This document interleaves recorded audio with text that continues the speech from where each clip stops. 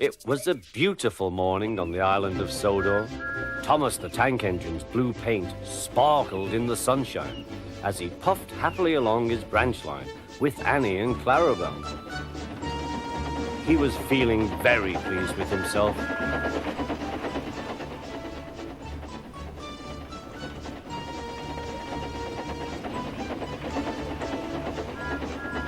"Hello, Thomas," whistled Percy. "You look splendid."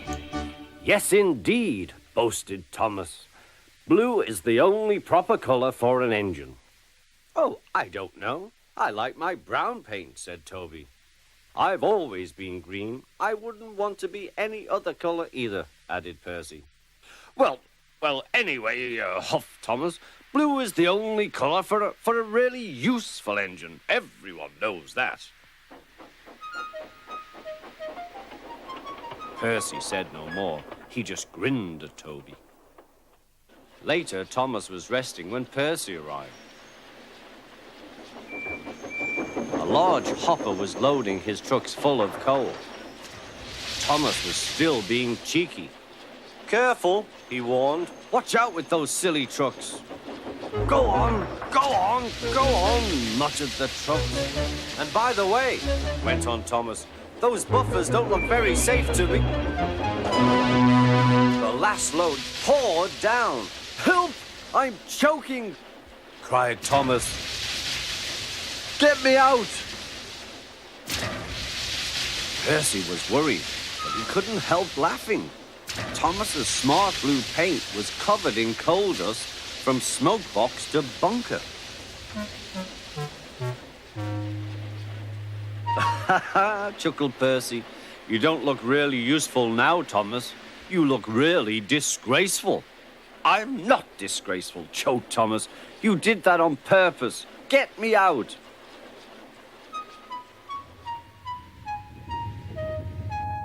It took so long to clean Thomas that he wasn't in time for his next train.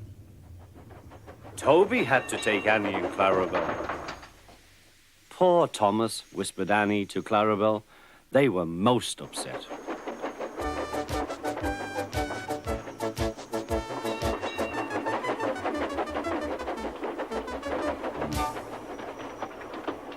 Thomas was grumpy in the shed that night.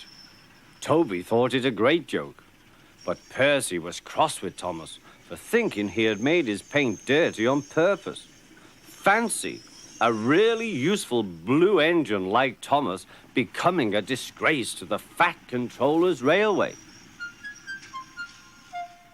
Next day, Thomas was feeling more cheerful as he watched Percy bring his trucks from the junction.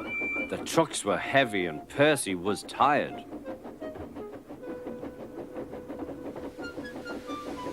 "Have a drink," said his driver, "then you'll feel better." The water column stood at the end of the siding with the unsafe buffers. Suddenly, Percy found that he couldn't stop. The buffers didn't stop him either. "Oh!" wailed Percy. "Help!" The buffers were broken and Percy was wheel-deep in coal.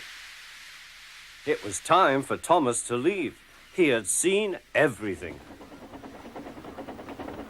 "Now Percy has learned his lesson too," he chuckled to himself.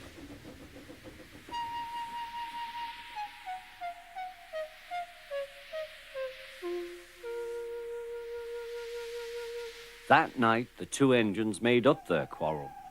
"I didn't cause your accident on purpose, Thomas," whispered Percy. "You do know that, don't you?"